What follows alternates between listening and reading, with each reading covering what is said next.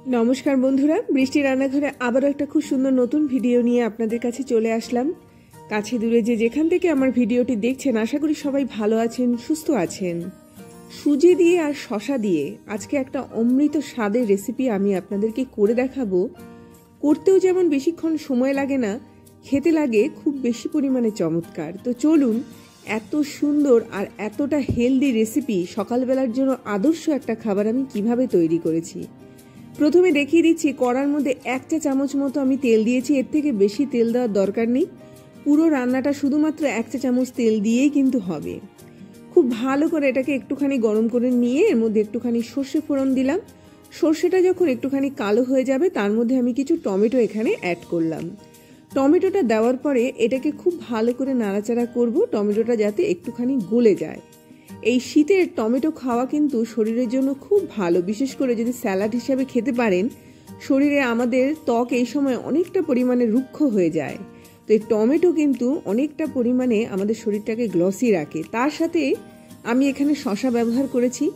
শসা আমাদের শরীরের জন্য কিন্তু খুব ভালো আকারে উপকারী। অবশ্যই প্রতিদিনকার লাইফে আপনারা যদি শসাটাকে সঙ্গে নিতে পারেন, তাহলে কিন্তু শরীরের জন্য অনেকটা হেলদি খাবার কিন্তু আপনারা পেয়ে থাকবেন। শসাটাকে দিয়ে আমি 2-4 বার নাড়াচাড়া করে নিয়ে এটাকে একটুখানি ঢেকে রেখে দিয়েছিলাম, যাতে এটা খুব সুন্দরভাবে একটুখানি সেদ্ধ হয়। এইবারে ঢাকনাটা খুলে নিয়ে তারপরে শসাটাকে আরও একটুখানি আমি ভালো করে টমেটোটার সাথে এইরকমভাবে মিশিয়ে নিচ্ছি। শসার মধ্যে প্রচুর পরিমাণে জল ওঠে, সেই জলেই কিন্তু শসাটা সেদ্ধ হয়ে যাবে, আলাদা করে জল দেওয়ার একদমই প্রয়োজন নেই। এবারে এর মধ্যে কিছু কাঁচা লঙ্কাকে আমি কুচি করে কেটে এর মধ্যে দিয়ে দিলাম, একটুখানি লাল লঙ্কা গুঁড়ো দিলাম। একটু ঝাল হলে এই রেসিপিটা বেশ ভালো লাগে। তার সঙ্গে আমি এখানে একটুখানি আমচুর পাউডার ব্যবহার করলাম। এবার একটা আলুকে এইরকমভাবে গ্রেট করে এর মধ্যে দিয়ে দেব। আলুটা এক্ষেত্রে দুটো কাজ করবে। একটা হচ্ছে এই যে পুরটা আমি তৈরি করছি, এটার একটা বাইন্ডিংয়ের কাজ করবে, মানে খুব সুন্দর সেট হয়।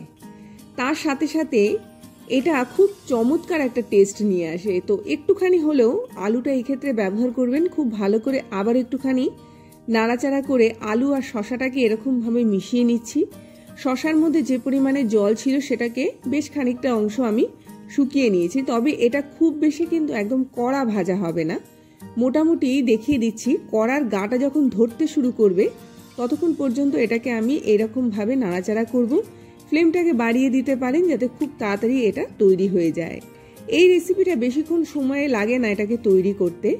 সবার শেষে আমি পরিমাণ মতো এখানে একটুখানি নুন দিলাম। নুনটা দেওয়ার পরে এটাকে আবারও খুব ভালো করে নাড়াচাড়া করছি। আমি 2টো শসা থেকে কিন্তু এই যে রেসিপিটা যে তৈরি করছি, 2টো শসা দিয়ে তৈরি করছি। এবার আপনারা যদি বেশি পরিমাণে তৈরি করতে চান, সেই ক্ষেত্রে শসার পরিমাণটা একটুখানি বাড়িয়ে দেবেন।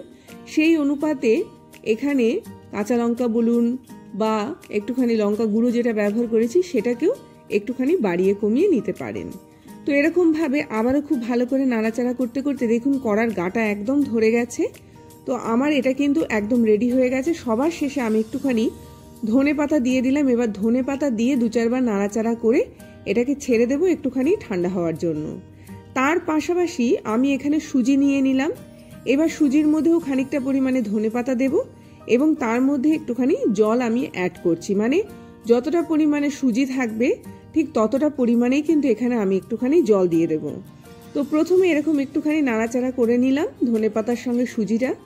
তারপরে এখানে কিন্তু আমাকে নুনও অ্যাড করতে হবে, যাতে করে সুজির মধ্যেও সামান্য একটুখানি মানে টেস্টের ব্যালেন্সটা আসে। তো আর একটুখানি আমি এখানে জল দিয়ে দিলাম। এটা একটুখানি ভিজতে দেব, মোটামুটি 10 থেকে 15 মিনিটের জন্য। তো এরকমভাবে যখন একটুখানি মিশে গেল, তারপরে আমি একটা চামচ দিয়ে এটাকে খুব ভালো করে একটুখানি মিশিয়ে নিচ্ছি। মিশিয়ে নেওয়ার পরে তারপরে আমি এটাকে ব্যবহার করব। তো 2-4 বার চামচ দিয়ে নাড়াচাড়া করে নিলাম। এইবারে আমি এখানে 4টে কলা পাতার টুকরো নিয়েছি, যেটাকে একটুখানি আগুনে আমি ঝলসে নিয়েছি। এবার কলা পাতার উপরের অংশটায় আমি এরকমভাবে একটুখানি তেল মাখিয়ে নেব। তেল মাখিয়ে নেওয়ার পরে সুজির যে মিশ্রণটা আমি তৈরি করেছি সেই মিশ্রণটা প্রথমে আমি এরকমভাবে একটুখানি ছড়িয়ে দেব। ঠিক এই রকমভাবে সুজির মিশ্রণটা এর উপরে কিন্তু ছড়িয়ে দিতে হবে। অসাধারণের টেস্ট, দারুণ লাগবে যখনই আপনারা সকালবেলা খাবেন। এটা এতটাই সুস্বাদু একটা খাবার, একটু ঝালঝাল করে তৈরি করবেন, আরও বেশি সুস্বাদু লাগে। তো এরকমভাবে সুজিটা প্রথমে ছড়িয়ে দেওয়ার পরে এর ওপর দিয়ে আমি শশার যে পুরটা তৈরি করে রেখে দিয়েছিলাম সেই শশার পুরটা এর উপরে ছড়িয়ে দিলাম। ঠিক এই রকমভাবে একটু মোটা পুর তৈরি করে নেব। তৈরি করে নেওয়ার পরে আমি একটা সেদ্ধ ডিমকে অর্ধেক করে এর উপরে দিয়ে দিলাম, মানে আমি দুটো তৈরি করব তো অর্ধেক সেদ্ধ ডিম এর মধ্যে দিয়ে দিলাম। দিয়ে দেওয়ার পরে এর উপরে আবার একটুখানি শশার পুরকে এরকমভাবে দিয়ে দিচ্ছি, পুরো কভার করে দেব ডিমটাকে, এবং তার উপর দিয়ে আমি একটুখানি এরকম সুজির যে ব্যাটারটা তৈরি করেছি এরকমভাবে এর উপরে দিয়ে দেব। এবার সুজি থেকে সামান্য একটু পরিমাণে জল বেরাতে পারে, তাতে কোনো ভয়ের বিষয় নেই। এটা যখনই আমি এরপরে মানে তাওয়াতে দেব তখন কিন্তু এর যে এক্সেস জলটা আছে পুরোটাই শুকিয়ে যাবে এবং এই জলটা প্রয়োজনও পড়বে। যতটা পরিমাণে জল থাকবে সুজিটাকে ফোলাতে কিন্তু খুব ভালো সাহায্য করবে। তার ফলে কি হবে, একটা খেলেই কিন্তু পেটটা একদম ভরে যাবে। যাদের ধরুন প্রচুর খিদে পায় এবং কিছু না কিছু খেলে তাদের ভালো লাগে, তারা কিন্তু এই ধরনের রেসিপিগুলো খেতে পারেন।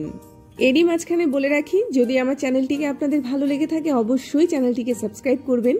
আর এই ভিডিওগুলো যদি ভালো লেগে থাকে অবশ্যই লাইক করুন, শেয়ার করুন, নোটিফিকেশন পাওয়ার জন্য বেল আইকনকে প্রেস করুন। আমি দুটো শেপে আপনাদেরকে করে দেখাচ্ছি, যেরকম খুশি আপনারা তৈরি করতে পারেন। যেইভাবে আপনারা এখানে সেটটা তৈরি করবেন, সুজির এই রেসিপিটা কিন্তু যখন তৈরি হয়ে আসবে ঠিক সেই রকম শেপেরই হবে। তো এরকমভাবে আমি আলুথালুভাবে একটা শেপ দিয়ে দিলাম, দেখুন খুব মজাদার লাগে। তো এরকমভাবে জাস্ট দিয়ে দেব। দিয়ে দেওয়ার পরে এটা যখন একটুখানি একটা সাইড খুব ভালো করে একটুখানি পোড়া পোড়া মতো হবে তখন আমি এটাকে জাস্ট এরকমভাবে উল্টে দেব। তো এমন নয় যে আপনাদের নির্দিষ্ট শেপই করতে হবে, আপনাদের যা ভালো লাগে, যেরকম খুশি ভালো লাগে সেইভাবেই কিন্তু এটাকে সেট করতে পারেন।